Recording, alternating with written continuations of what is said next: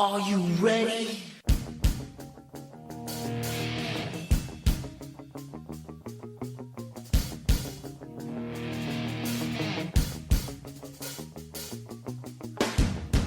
Oh.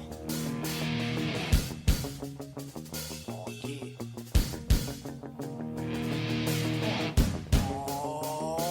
Break some damn shot, boy. Is that the message you got?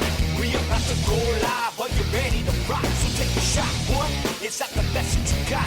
From the fans to the fans, let me hear the crowd pop. So take a shot, boy. Is that the message you got?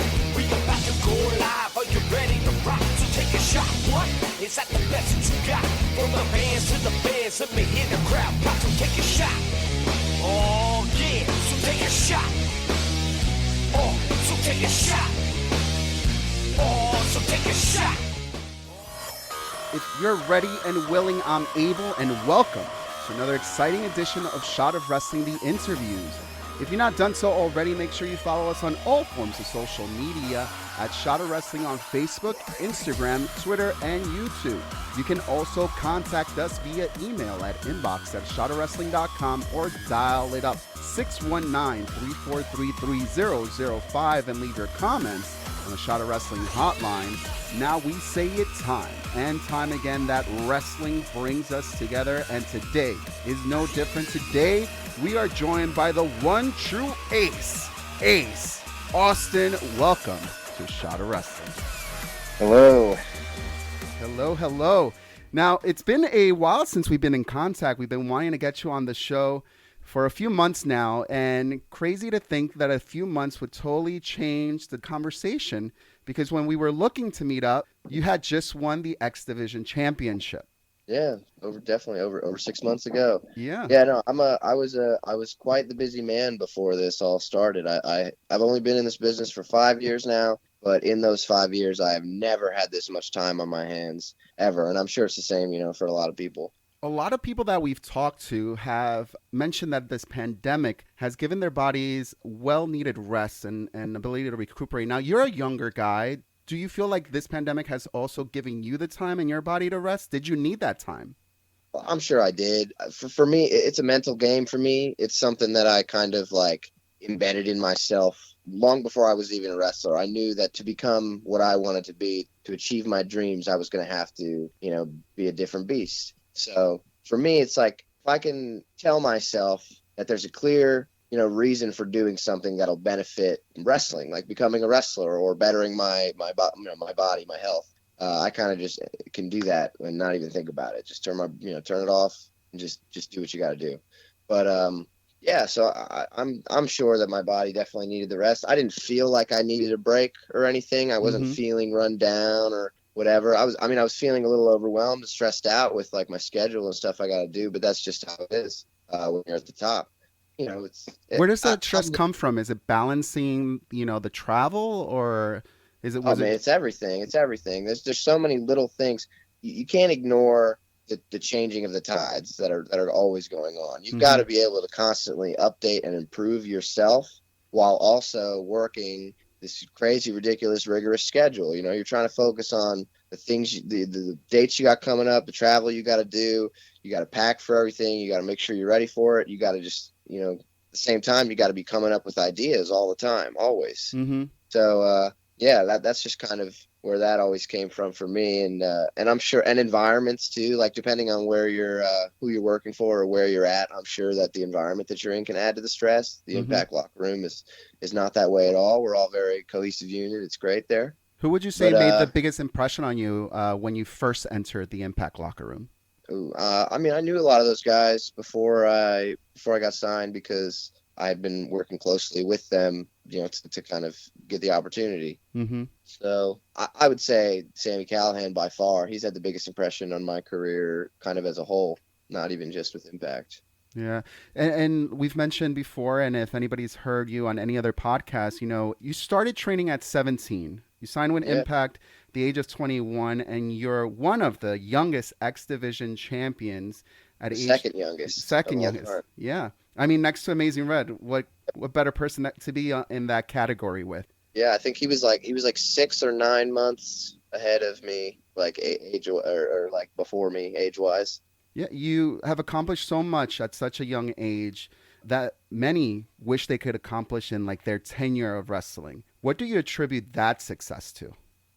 I truly feel like I hardwired myself as a young, young man. I didn't have a lot of like structure family wise or anything like that when I was growing up. I didn't have like family responsibilities or Mm-hmm. like people telling me what I could and couldn't do, stuff like that. So I was able to kind of decide what I wanted to do and who I wanted to be, and I was able to just execute that. That's kind of how it's always been my whole life. I was able to just kind of I had to learn kind of on the go on my own. My grandmother was a saving grace for me. My grandmother taught me a lot of things that I needed to know Was she a as a young wrestling kid. fan? Yeah, my whole family has been wrestling fans, but my first memory of like really like being impacted by wrestling was when I was when I was 4 years old. I just remember flipping through the channels. I shared a room with one of my older brothers at the time, and I just remember coming across the channel and seeing Shawn Michaels come off the top rope, and I just remember like from that moment on, the decision was made. Like Yeah. that's I feel like that's when my life began. Was from that moment. Growing up with And, siblings as a wrestling fan, you had to play wrestling, right? oh yeah, well, so like it escalated. When we were young, we wrestled with our pillows, just with the pillow. We pretended Okay. it was a person, and we'd have wrestling matches with our pillows in the living room.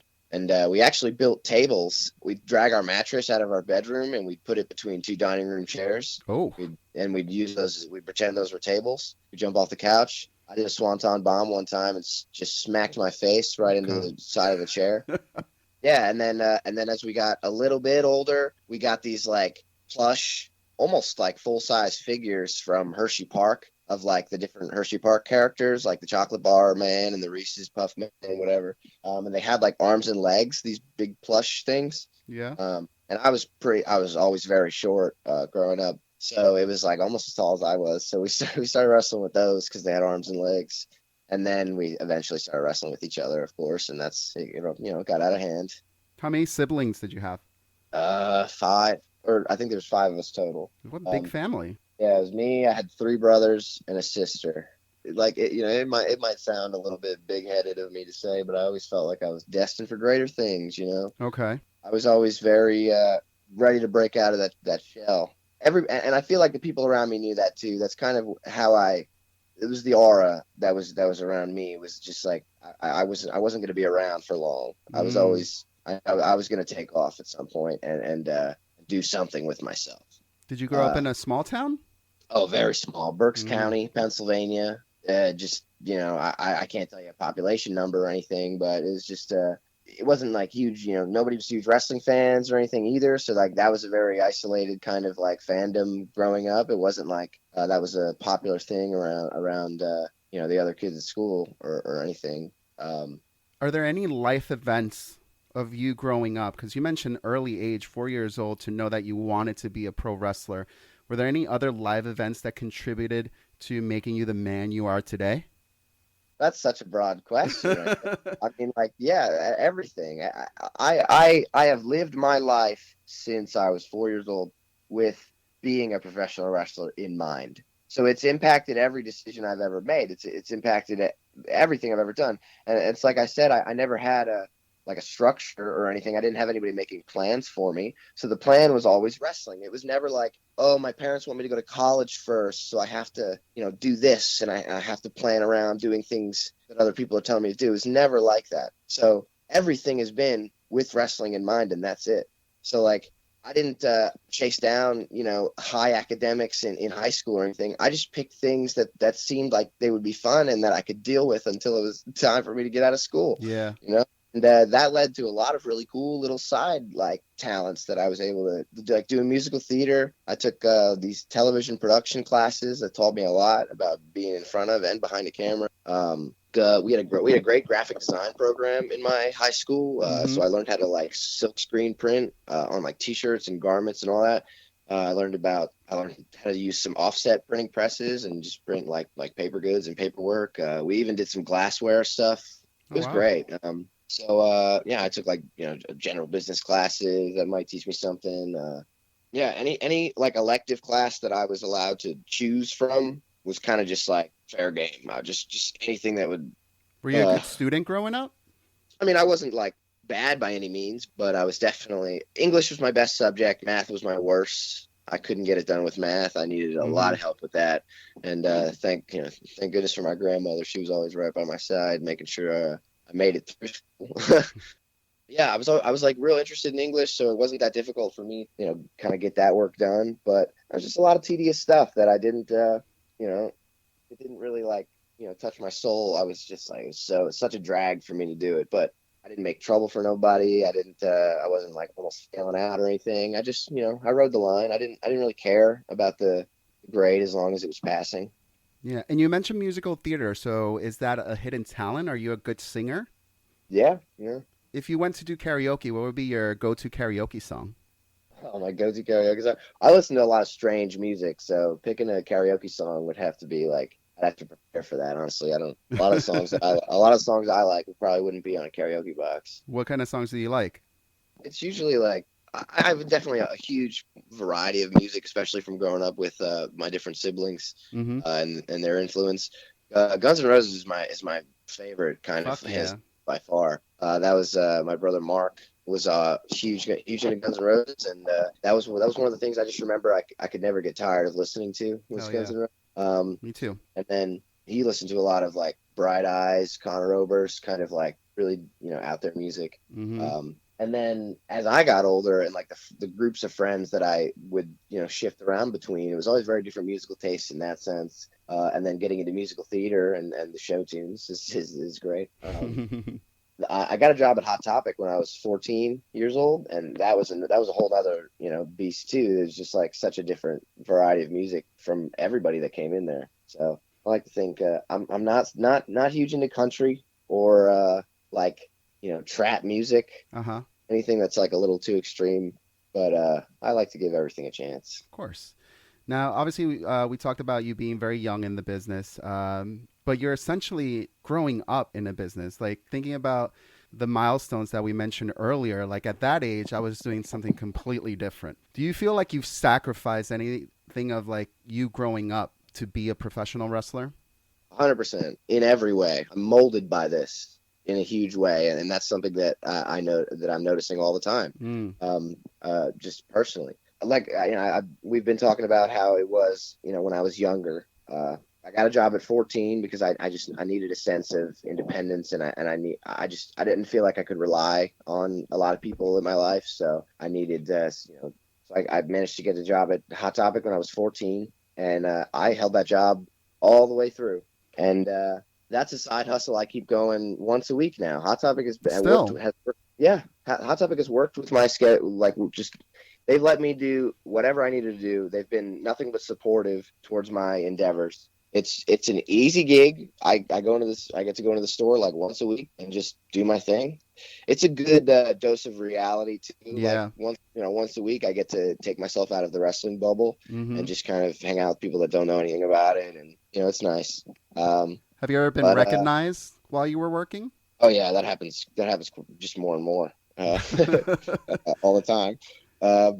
Yeah, so I got that job when I was 14, and then right before I turned 18, I moved in with my grandmother to live with just me and her, and then I started training at 17. Like we were talking about. When I was 16, we had to start planning for our senior project to graduate high school. You had to do this like big project at the end, and there was all this criteria for the project. You had to visit at a location and interview people and take all these pictures and all this stuff and write a paper about it. Mm-hmm. So I figured I would take two birds with one stone. And when I set this whole thing up to do my senior project for wrestling, I asked Samu, the great Samu, directly, head shrinker Samu. Mm-hmm. I was talking to him on the phone, setting the thing up, and I asked him directly. I was like, "What age do you start training?" And he said, "We do 17 with parental consent." That's like it was like a Pennsylvania law thing. Yeah. And ironically, I turned 17 the day before this event that we were setting up. The event was March 1st, 2014. Afa the Wild Simone was coming up from Florida to to be part of this event and to do a seminar, which I got to be a part of, which was incredible. So my first experience with any kind of independent wrestling was that day. It was the day after my 17th birthday. I got to get in the ring and roll around a little bit. I got to hang out with some of the Samoan dynasty, like Wow. legends of the business. Yeah. And I got to sit in on a seminar with Off of the Wild Samoan. That was my introduction into wrestling. So it was I started off as hot as I could, as hot as I could in Pennsylvania, that's for sure. I think it Um, gets early signings of what the rest of your future would hold. Yeah, and it's funny. It's funny. I don't think I've talked about this much because I never really comes up, but we're talking now, and I kind of remembered. I remember when I did that seminar, everybody came up and shook off his hand afterwards, and I was, like I said, I was always very small until I finally got my growth spurt and hit the weights and picked it up. So at the time when I was 17, I was still a little on the smaller side. Mm-hmm. And I walked up to him and shook his hand, and he looked at me and he said, I think he asked me how old I was, and I told him I was Yeah. 17, and he said, "Are you sure this is what you want to do?" I said, "Yeah, yeah, the only thing I've ever wanted to do." Mm-hmm. And he said, "Okay, I'll see you there. Like, I'll see you up there." Wow. And that was it. He kind of gave me his blessing, and from that day forward, it was just in Pennsylvania. I wasn't allowed to perform on a live show until I was 18. So I started training at 17, and I was ring ready in 4 months. Like, I was ready to do matches in 4 months. So you were ready to put me out Wow, there. that's crazy. But yeah, when I Quick. say I went hard when I started, I mean, like, I went as hard as it was like an hour and 15 minutes from my house twice a Mm-hmm. week. I would drive there and back with my grandmother because I was only 17, so I Right. only had a driver's permit. I couldn't Mm-hmm. drive by myself or anything.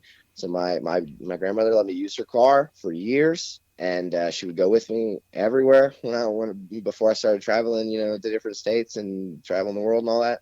I would go training twice a week, every week, and I would just anything you could show me, I was just ready to do it. It was like no fear because like I said, I wired myself for this. I told myself whatever it takes is what you have to do. That's just the only way you can achieve anything. The only way you can live your dreams is if you do whatever it takes. Yeah. So I was ready for that. I made huge sacrifices, huge personal sacrifices for everything, especially with like friendships and relationships and all that. Like, wrestling was first, and everybody knew that always in my life. And Mm-hmm. if you didn't, then you weren't part of my life.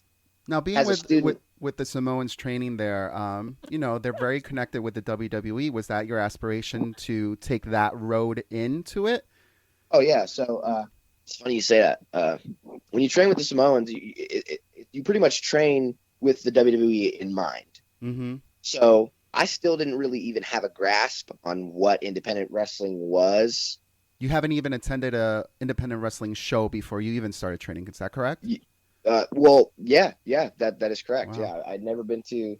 Yeah, I didn't really know about the existence of or the power or the size of the independent wrestling community, and of course, it's grown since then Yeah. in a huge way. As a But wrestling fan, though, did you attend any wrestling events, like any big WWE events when they came to oh yeah, town? so my mom worked for a radio station, and tickets would come through for like prizes and stuff, and sometimes they wouldn't get claimed, or there'd be like extras or whatever, and she'd always get to scoop them up, and we'd get That's to awesome. go, to like baseball games and like stuff like that. But whenever wrestling tickets would come through, she would get the first pick because she knew that her kids loved, her coworkers knew that her kids loved wrestling. Mm-hmm. So I'd been to some SmackDown shows. I even went to a couple SmackDown ECW shows back when they were doing that. They would do Yeah. like the double tapings for them. Mm-hmm. The super shows. Yeah, yeah. So that was cool. So when you train with the Samoans, you pretty much train with the WWE in mind. And growing up, WWE was like the only thing I was really exposed to. Like I said, there wasn't a huge wrestling community. There weren't like people talking about different stuff. The only thing I knew about really was WWE. And Right. I think as we were getting older, me and my brother, we discovered like TNA and stuff like that, but we didn't know a whole lot about it. So it wasn't like that wasn't something we really followed as religiously as the WWE, of course. So getting to go train with the Samoans was like perfect because in my head the only thing I had in mind was WWE. So it was like this is it. This is the ticket. How do you view that ticket? How do you view WWE now that you're, where you are and working for Impact Wrestling? I did a seminar with William Regal at one point for it was like an Evolve seminar, a Mm-hmm. tryout thing, and William Regal talked about his experiences before he was with WWE, and it really inspired me in a lot of ways. inspiration has been coming at me just constantly since I started this because, like we've said, I've been, growing and molding just inside of this thing. Right. So he was talking about his experiences and how much there is, out there. And he basically said, like, WWE is the top. So you got to decide, like, if all you want is, WWE, or if you want to be a pro wrestler. Mm-hmm. And impacted me. It's like that was kind of like one of the moments where I really made the decision, where it was like I want to really experience professional wrestling for what it can be, Mm-hmm. for everything that it is, Right. before I get there. In 2018, I had an opportunity with WWE. I did the 205 Live, and if Mm-hmm. I would have pursued that avenue, I have zero doubt in my mind that I would have been signed by the WWE by the end of 2018. Wow. But I made a decision that I really wanted to grow and learn and continue. I was 22 years old. I was 21 years old at the time. I got nothing but time on my side, and I'm a patient person. I've worked real hard, and I've been able to do a lot of things really fast. I have, no doubt in my abilities. I have every bit of confidence in myself, and I know that whatever I want to do, I'm going to be able to achieve without a doubt. What does your future in Impact Wrestling hold? What are your goals? Well, X Division title came and went. Mm-hmm. And, I already had a little bit of world title action with when I was working against Tessa Blanchard. So I think there's no reason that I shouldn't go for the world title next. Right. That I don't like to put myself up compared to anybody, because it's always been really important to me to be original and be authentic to myself. Mm-hmm. But one of the people that I have no doubt always wanted to kind of model my career after was AJ Styles. The man completely shaped himself in one place and then kind of took over everything and then settled at the top where he wanted to go. Right. And he also set a new limitation, like broke the limitation as far as age is concerned, Oh, yeah. So Yeah. back then, age was something a lot of people considered when they were in the business. And now, because of AJ Styles and other people who are really peaking, in their 40s, that limitation's not there anymore. Yeah. Yeah. He's totally a trailblazer. So, and then that's the kind of inspiration somebody like me really speaks to me. One of the things we always talk about on the show is, character work, because that's something that always captivates us as fans. Can you walk us through the evolution of your character? So the Ace thing kind of came about when I was real little kid. I just, like I said, starting at 4 years old and everything. It was me and my brother always loved playing the video games. So whenever I would create my character in the video games, purple was my favorite color. So I was always putting purple gear on him and stuff and Mm-hmm. whatever. Now that I think about it, I used to make my character's hair purple when I was like a kid creating the characters, and I never really thought I would dye my hair completely purple, but here we are.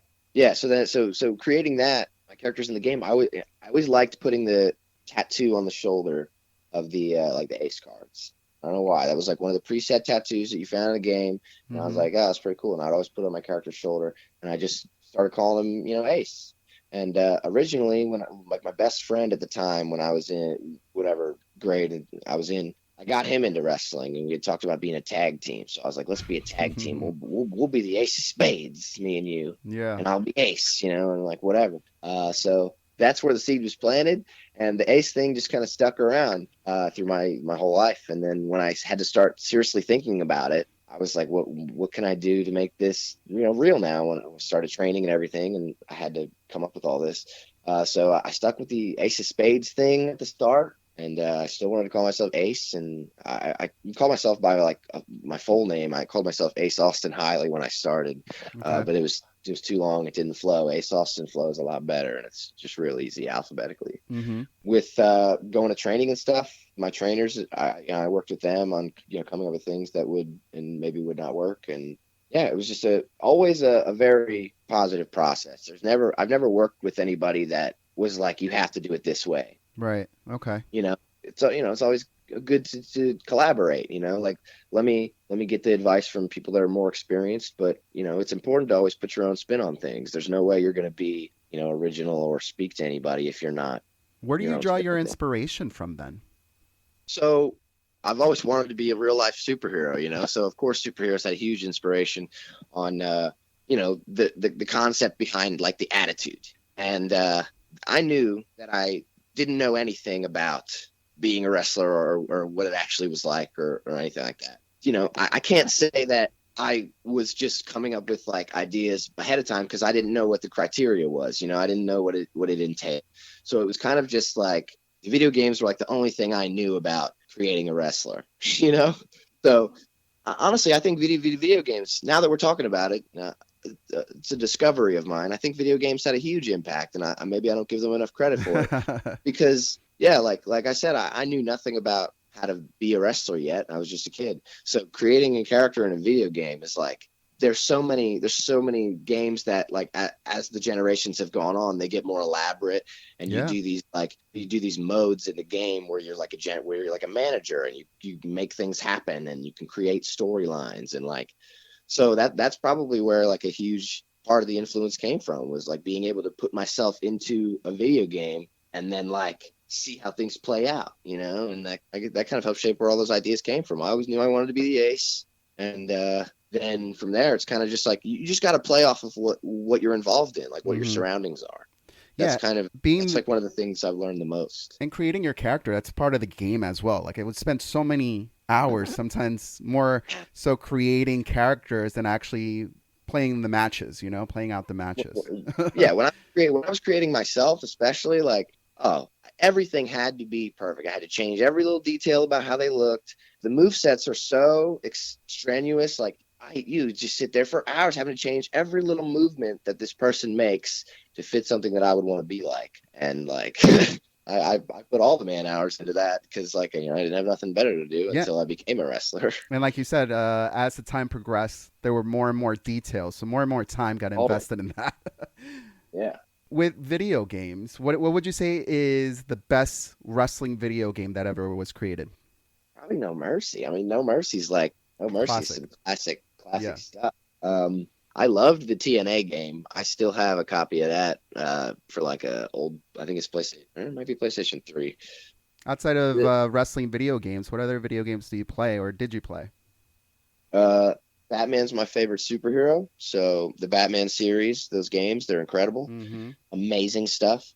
Those are my favorites. The Uncharted series. I like games that are really like single player, like long adventure stories. Mm-hmm. I like just get really lost in it, right? Yeah, I like really going through it with a character that you get to play.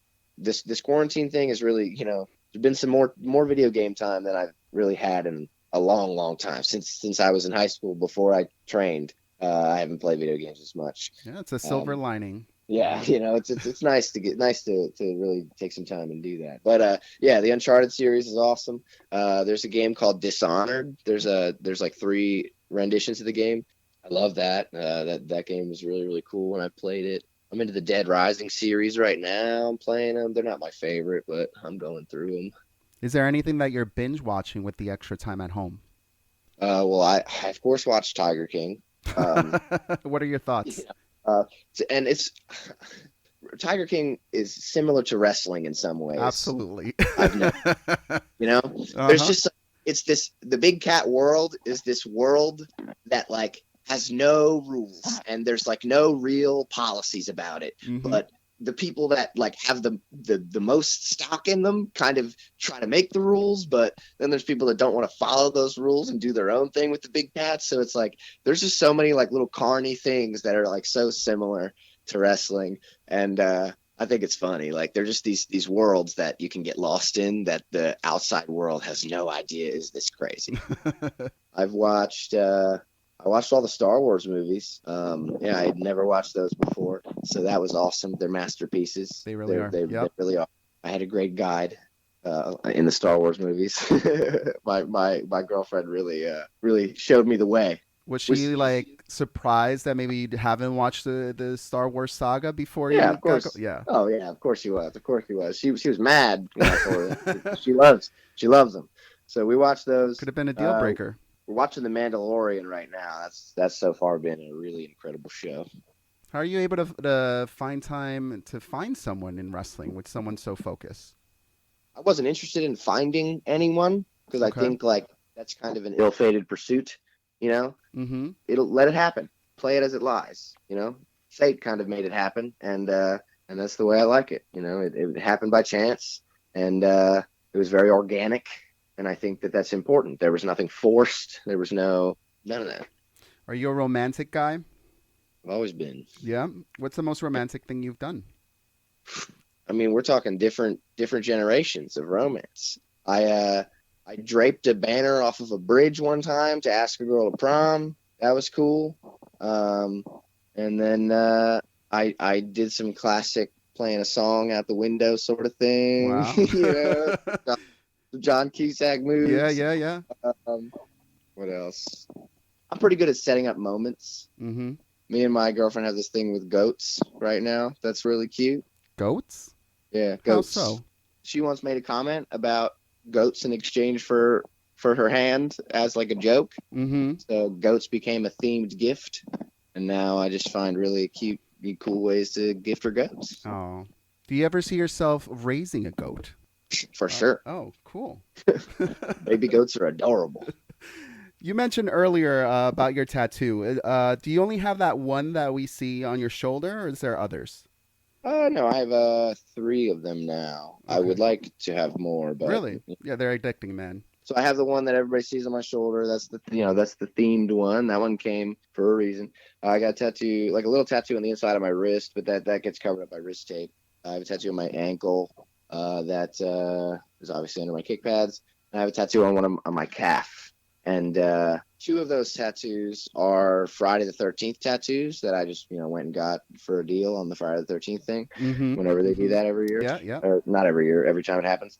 And then the one on the back of my calf is Yoshi, and that one actually happened because I had planned to get a different tattoo that day, but the night before, my girlfriend decided to tell me she didn't like the tattoo on the back of my hand idea. So I compromised and got the tattoo on the back of my calf because Okay. we're gonna come back around to the tattoo on the back of the hand later. So Oh, okay. Sounds good. Sounds good. There are a lot of titles that you are associated with. Obviously, the X Division, which you unfortunately lost recently. But you, in 2019, were ranked as the 243rd wrestler on the PWI 500. What are your yeah, that thoughts about the list, first of all, and your ranking? I can't complain about my ranking because like I've never been like a mark for myself to try to force myself onto the list. Mm-hmm. I feel like you just got to let your work speak for yourself, which is what I've always done.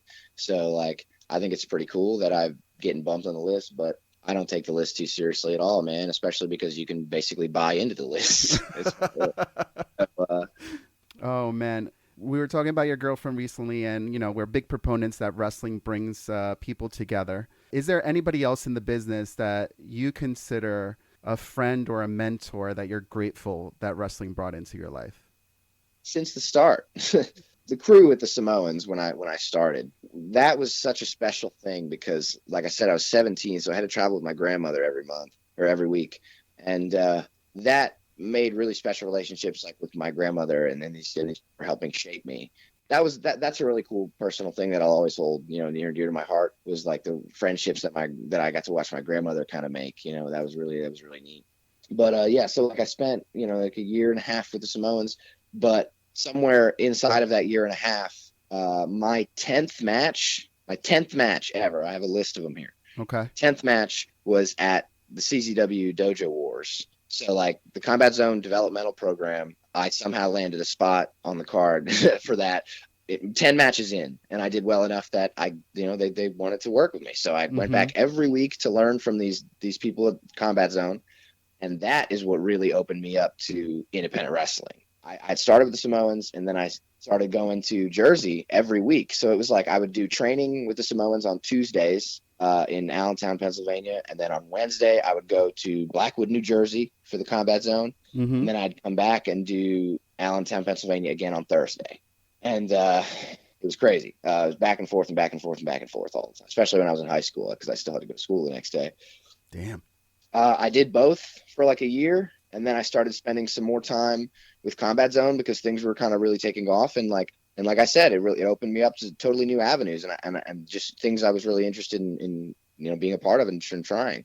So I met David Starr Actually, no. In between there, I spent some time in Hazleton, Pennsylvania, with this guy John Trosky, and he really helped me work on like portraying yourself as a character or shining Mm. your light, as he used to say. He really Mm-hmm. taught me a lot about shining my light and having some stage presence and whatnot.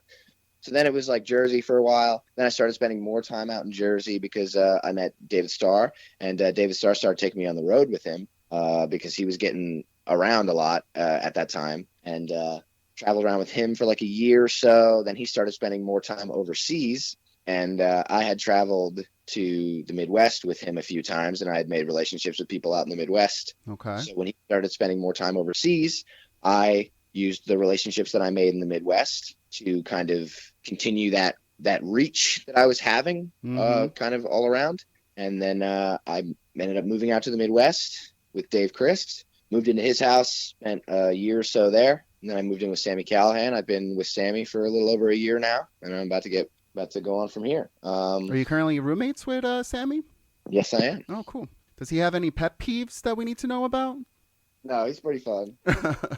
Do you have any pet peeves?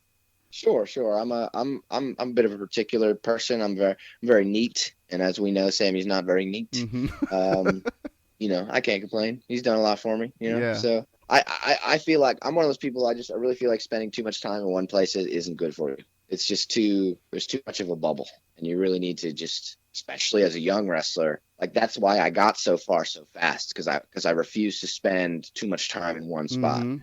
Mm-hmm. Um, It feels like you learned early on the power of networking. Just jumping in a yeah, I car did. and like And that's moving what it along. was. It was my first two matches were with the Samoans, and then my third match I jumped in the car with Samu's son Lance. He had a booking in Pittsburgh, so I jumped in the car with Lance to go to Pittsburgh for this booking.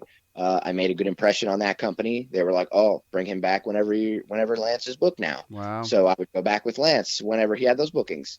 And then another guy from the Samoans had bookings in Jersey. His name was Samuel Adams. He had bookings in Jersey. So I always had a reliable car. So it was like I was always like, let's get in my car and I'll take you to the show and we'll do this thing. Yeah, just good impressions, good relationships. I just got around. My like fourth or fifth match was in Jersey then for East Coast Pro Wrestling, and then I did those like four shows for another loop, and then by my 10th match, it was CCW Dojo Wars, and then people started watching when Dojo Wars was hot Yeah. a lot. So I would get noticed by these other companies in Jersey from Dojo Wars, and then they would book me on their shows. And then some of the other guys from Dojo Wars, like I would always ask about shows that they'd be on, and I'd jump in the cars. And like I said, I always jumped around the cars with David Starr. So like it was, like I said, constant movement. I'm telling you, in the last 5 years, I have just not stopped going, like anything to benefit, and it has paid off Yeah, in full. you picked up a few good miles. Who would you say is the best person to have as a co-pilot in the car? Definitely my girlfriend. She's a champion on the road. How does she keep you entertained? She sings. She's a great singer, Oh yeah. and she lets me sleep sometimes. So, There, um, there's a lot more to the career you are building outside of wrestling. You recently posted your involvement in an upcoming series called Rise of the Hood. Can you give us more information on from what I see, this is an amazing opportunity? that's something I'm super excited about. Ever since my musical theater days, I've always been really interested in doing, and the television production days. Like I got to make really cool films, and like I said, I've always been into superheroes, so I've always wanted to be in a superhero film naturally. And of course, I always saw myself as Batman, but that's just not how things work out. That's just not realistic. If like I said, I geared my life towards wrestling. If I would have geared my life towards Batman, I'd be Batman in the movies right now, but I'm not. I wanted to be a wrestler, and that's what I became. So, yeah. So acting is always like as a side project I've always been interested in, and when my body can't do the wrestling thing anymore, that's an avenue I'd love to stroll down. When this project came up, Madman Fulton had been involved in the project, or recruited to be involved, or cast, I should say, is the proper word there. He had told me about it and gave me the contact information. I got in touch and did an audition for them, and they liked it. Also gave them, my background. I've worked with professional stunt people before, that guy in Hazleton, Pennsylvania, I was telling you about, John Charlesky, one of my mentors. He's a legit professional stunt person, like been in huge movies that you've definitely seen. Mm. So I got to work with him a little bit. He taught me, what I would always like. I would basically sleep there because the place that he ran would be like was kind of far away from my house. So when I'd go to do like shows and work with him, I would kind of just crash and then continue on with my schedule the next day. It always worked out really well. It was like I'd go to his place on Fridays and then we'd do shows or we'd work on stuff or whatever. And then I'd get to go to whatever show I had the next day and then crash somewhere and then, continue on the loop. I gave them my background of a little bit of stunt work. I've been practicing parkour since I was, a young teenager. So like I'm capable of a lot of things. And, Absolutely. We've seen it in the ring. Yeah, of course. That will be, basically stunt people. Yeah. So they cast me for the project, and we hopefully can get started when this is all over. Hopefully by the end of the year we'll be getting started. But it's really exciting. The producers, Colony 4. I'm really excited to work with them. You can check out their pages on Instagram. They don't have Twitters. Colony 4 and Rise of the Hood are the two pages.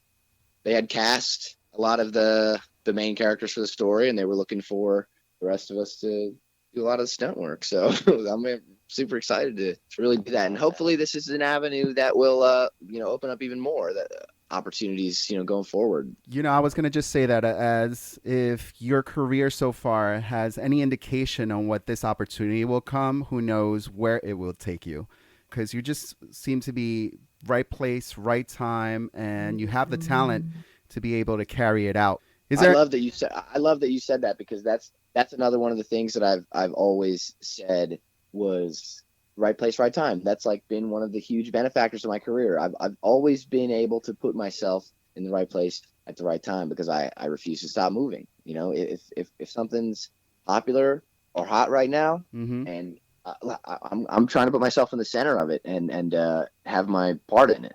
So right place, right time is the perfect way to say that. That's what I've always said. Well, this is the right place, the right time to wrap up our time together. Thank you so much for joining us on this episode of A Shot of Wrestling. If we wanted to follow where you're going to be taking this acting career and this wrestling career, can you give us a hint of your social medias? Absolutely. My Instagram and my Twitter are the same. It is at _Ace_Austin. I have a YouTube channel that I hopefully will be updating soon. It's got a lot of old matches on it, and my newer stuff is much more public now. But my old stuff's on there. My YouTube is just Ace Austin as well. Subscribe to that. Let's see if you check out my Instagram or my Twitter. I have a link on there at the top of my page for my link tree, and that has my pro wrestling tee store. You can buy a collector's edition Ace card, my Impact merch, anything. All my links are on my link tree. The posters on there are pretty cool. Yeah. Who did you design those yourself? No. I've been working with some great designers since the very beginning. I love getting some work from different people. Those were designed probably like 3 years ago now, 2 or 3 years ago, but they still hold up. Those are the comic book aesthetic is something I've always really enjoyed. Yeah, dig it. I'm glad to have that kind of merchandise. Well, brother, thank you so much for joining us, but stick around because we still have last call.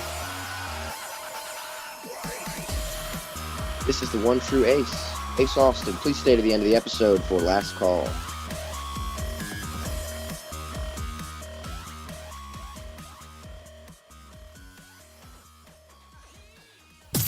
Ladies and gentlemen, at this time I need to announce it's last call at the bar. Oh.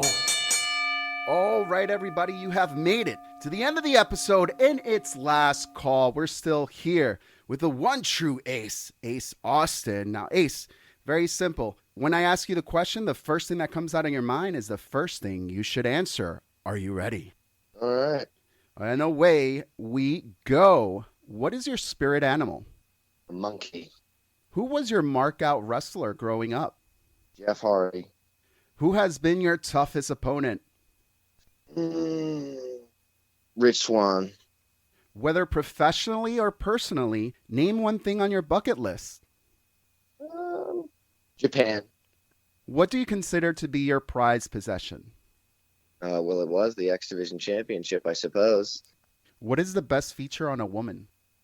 I like me some booty. All right. Who is your celebrity crush? Trying to think of some stuff I might have watched recently, you know? Let's just say Jennifer Aniston. Why not? Oh, old school. Just pick one. All right, all right. If you could change anything about yourself, what would it be? Change anything about myself? I'm pretty damn perfect. That's your answer. And thank you so much for joining us on this episode of A Shot of Wrestling. Hey baby, I hear the bell ringing, hip tosses and body slams. Oh my. And maybe you seem a bit confused, yeah baby, but I got you pinned.